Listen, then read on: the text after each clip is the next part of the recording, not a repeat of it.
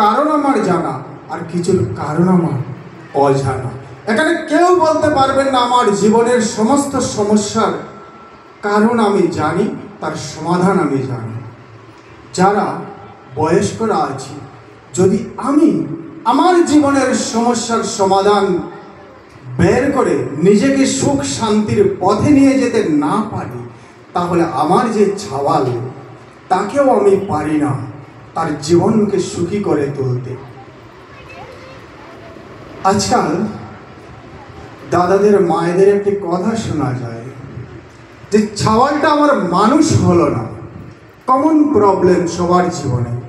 মাটি আক্ষেপ করেন, এই ছাওয়াল আমার পেটে লাথি মেরেছে, আজ ভূমিষ্ঠ হয়েছে, আজ পেটেও মারে পিঠেও মারে। যে মায়ের কোল সন্তানের জন্য তার পৃথিবীর সবচেয়ে নিরাপদ আশ্রয় ছিল, যে বাবা তার বিশ্বাসের চরম কেন্দ্রস্থল, সেই মা বাবাকে সন্তান বৃদ্ধাশ্রমে পাঠিয়ে দিচ্ছে। সেই ছবি আজ দূরস্থ। দৈনিক সোনার কাছে আমরা পড়েছি, সন্তান বর্ষাঙ্গনে তার মা বাবাকে একটা বন্ধ করে রেখেছে, যাতে ওরা এই ফ্লাডের জলে ভেসে মরে যায়। তাহলে আমরা কিসের সুখ? আমার ব্যক্তি, পরিবার, দাম্পত্য, সমাজ জীবনের যে সংঘাত। আজকের একটি ছাত্র, সে জানে না আমি কোন লাইনে পড়াশোনা করব। যে মাটি তার বাড়ির সমস্ত বাপের বাড়ির সব কিছু বলে যে পুরুষটিকে স্বামীরূপে বরণ করেছে। আজ একটি মা তার কথাটি আমার স্ত্রী বলছিলেন, যে ওর স্বামী তার মাথায় মেরে মেরে চোখটি নষ্ট করে দিচ্ছিল, তার চোখের অপারেশন হয়েছে। আর ওই দাদা সারাটা দিন পরিশ্রম করে যে দিনান্তে রোজগার করে তার স্ত্রী তাকে গালাগাল করে, দুজনের কেউই সুখী নন।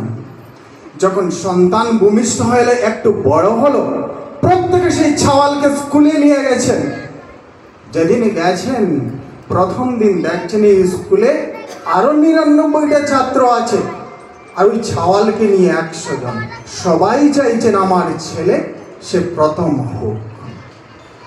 আরে কম্পিটিশন তার ভিতরে যখন ঢুকিয়ে দিয়ে দিলাম, তাকে এক যন্ত্র মানব তৈরির প্রতিযোগিতা, সেই প্রতিযোগিতায় সেই শিশুটা কখন তার শৈশব, কৈশোর, যৌবন হারিয়ে গেছে, তাকে একটি এটিএম মেশিন আমি বানানোর চেষ্টা করি। সেই এটিএম থেকে কি বেরোবে? মান, যশ, অর্থ। আমার ছেলে হলি ক্রসে পড়ে, ডন বস্কে পড়ে, আমার ছেলে ডাক্তার, ইঞ্জিনিয়ার। আর তার বিনিময়ে যে আমি তার জীবনকে এমনতর করে তুলতে পেরেছি, যারা সেই এটিএম মেশিন হতে পেরেছেন তাদের কথা ছাড়ুন, যারা কৈশোরে পৌঁছে গিয়ে দেখছেন আমি মা বাবার চাওয়া সেই এটিএম হতে পারছি না, তারা তখনই বিদ্রোহ করছে। সেই সন্তানটা মদ খাচ্ছে, ড্রাগ এডিক্ট হচ্ছে, বাইরে গিয়ে সে সুখ চাওয়ার চেষ্টা করছে, গড়ে এসে যখন সেই আবার তার চিরাচরিত পরিস্থিতির মধ্যে পড়ছে, তখন তার মধ্যে ডিপ্রেশন দেখা যাচ্ছে। আজকাল ছেলে মেয়েদের মধ্যে একটা common disorder, psychological disorder, split personality, dual personality, multiple personality disorder, schizophrenia, anxiety disorder হচ্ছে। ডাক্তারের কাছে গেলে তাকে হাই পাওয়ারের অ্যান্টিডিপ্রেসেন্ট স্লিপিং পিল দিচ্ছে। আমার মস্তিষ্ক যে হ্যাপি হরমোনকে রিলিজ করে, স্বাভাবিকভাবে তার বায়োলজিক্যাল ওয়াচ আমি তার হাইপোথ্যালামাস গ্ল্যান্ডকে নষ্ট করে দিচ্ছি, সে ডোপামিন রিলিজ করছে না।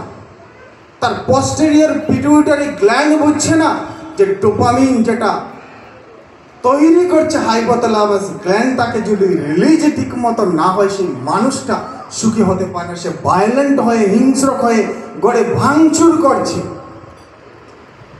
আর মা যে মেয়েটিকে নিয়ে গর্ব করতেন, আমার মেয়ে ক্লাসে ফার্স্ট এসে যখনই টিনেজে গেছে, সেই মেয়েটি পুরুষ সঙ্গ চাইছে। কেন চাইছে জানেন?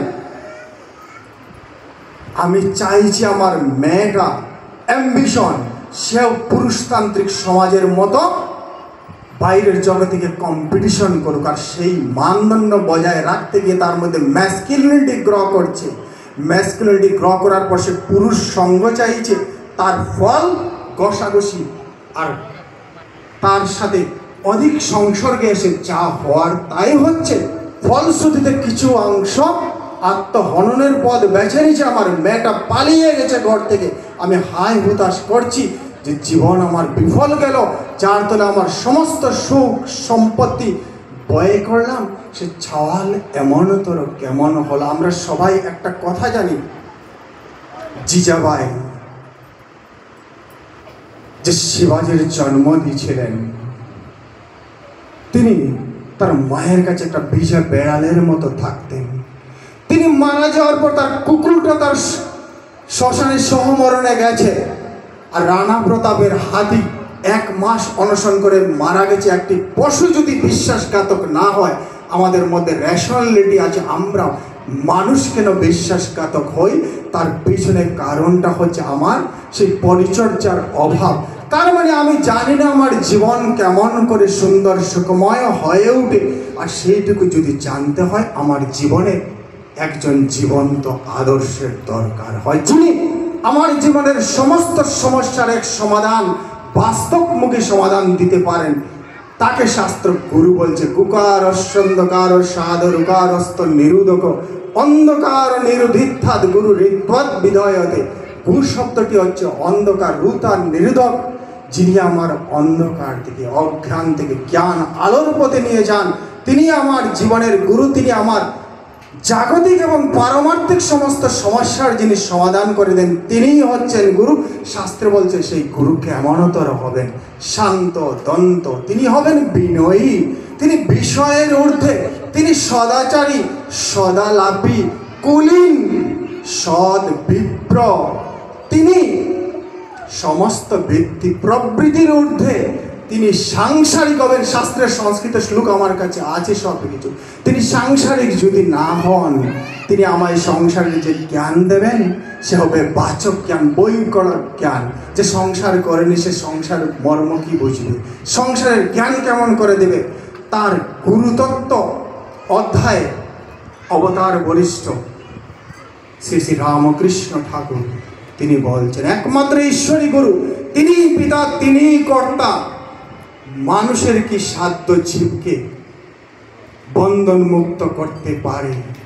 যার মায়া, তিনি সেই মায়াবতী জীবকে বন্ধন মুক্ত করতে পারেন। তিনি পরিষ্কার ভাষায় বলছেন, মানুষ কখনো গুরু হয় না। আমি একজন উকিল, কেস তৈরি করতে পারি, সওয়াল জবাব করতে পারি, জাজমেন্ট জজ লিখবেন, সেটি আমার হাতে নেই। তাহলে যিনি জাজমেন্ট লিখবেন তেমনতর পুরুষ কাকে আমি ধরব? 2 ধরনের গুরু আছেন, একজন তত্ত্বপুরুষ আর একজন তত্ত্বজ্ঞ পুরুষ, যিনি স্বয়ং ঈশ্বরের অবতার। তিনি হচ্ছেন তত্ত্বপুরুষ, যাকে তিনি জেনেছেন তিনি তত্ত্বজ্ঞ পুরুষ। কেমন করে তত্ত্বজ্ঞ পুরুষ আমার গুরু হবেন? ভগবান শ্রীকৃষ্ণকে যখন অর্জুন প্রশ্ন করছেন, এবং সতত যুক্তায় ভক্তস্ত্বম পর্যুপাসতে চাপক্ষরম অব্যক্তম তেষামকে, ভগবান শ্রীকৃষ্ণ তখন তার উত্তরে বলছেন, তার সংস্কৃত শ্লোকটা বলছেন যে আমার ব্যক্ত রূপের তুমি আরাধনা করো। আজ অবধি আমাদের কাছে যদি পুরুষোত্তম কেউ থাকেন ব্যক্ত রূপে, যার রূপ এবং গুণ আমার কাছে সর্বাবস্থায় আছে, তাদের মধ্যে একজনের নাম আমার বলতে হয় অবতার বরিষ্ঠ ঠাকুর শ্রী শ্রী রামকৃষ্ণদেব। যে লোকটা আমাদের সামনে দাঁড়িয়ে আছে, 2020 কোভিডে যখন আমার 106 ডিগ্রি জ্বর হয়েছিল, সেই অবস্থাতেও স্নান করে সেই অবতার বরিষ্ঠ ঠাকুর রামকৃষ্ণদেবকে আমি পুজো করেছি নিত্য। 1996-এর 21 জুন পরম দয়াল শ্রী ঠাকুরের চরণাশ্রিত এই ব্যক্তি অবতার বরিষ্ঠ ঠাকুর রামকৃষ্ণদেবের পুজো করছি। আমার ঠাকুর রামকৃষ্ণদেব, রামকৃষ্ণ কথা সারে 200 নম্বর পেজ, তার অবতার তত্ত্বের 12 নম্বর পয়েন্টে বলছেন, আর একবার আসতে হবে, এবার পার্শ্বদের পূর্ণ জ্ঞান দিলুম। তোমাদের যদি সব জ্ঞান দিয়ে দেই, তাহলে তোমরা আমার কাছে আসবে কেন? ওই কথাটি যখন আমি পড়ি আর যুগ পুরুষোত্তম পরম প্রেমময় শ্রী শ্রী ঠাকুর বলছেন, এবার আমি হাটে হাড়ি ভেঙে দিলাম, তোদের সব দিয়ে আমি ফতুর হয়ে গেলাম। আমার জীবনের সমস্ত বাস্তব সমস্যার সমাধান যিনি দিতে পারেন, তার বিধান তিনি দিয়েছেন যজন যাজন ইষ্টবিধি। তা করলে কি হয়? ওই যে মেয়েটি, ওই যে ছেলেটি মদ খেয়ে অনেক কুসঙ্গ করে নষ্ট হয়ে গিয়েছিল, ঠাকুর বলছেন নামের মাধ্যমে ইন্টারসেলুলার কম্বাস্টন হয়। আর আমার বৃত্তি কি? তিনি বলছেন কনগ্লোমারেশন অফ ইন্টারসেলুলার অ্যাডজাস্টমেন্ট। আমাদের কোষের আভ্যন্তরীণ বিন্যাসের পিণ্ডাবস্থা। আর যে সৎনাম ওই জায়গায় গিয়ে আগুন জ্বালিয়ে আমার সমস্ত বৃত্তি প্রবৃত্তিকে আমি আজ অবধি যে সমস্ত পাপ তাপ করেছি সবটুকু ধুয়ে মুছে সাফ করে দেয়। আমি প্রতিনিয়ত ইষ্টভীতির মাধ্যমে তার সাথে যুক্ত হই, তার সাথে বৃত্তি করে ঠাকুর আমায় বলছেন, ওই যে মা যার গর্ভে তুই জন্মগ্রহণ করেছিস, তিনি হচ্ছেন তোর জীবনের জীবন্ত দুর্গয় বাবা, তোর চলমান শিব। আর নারীকে বলছেন স্বামীর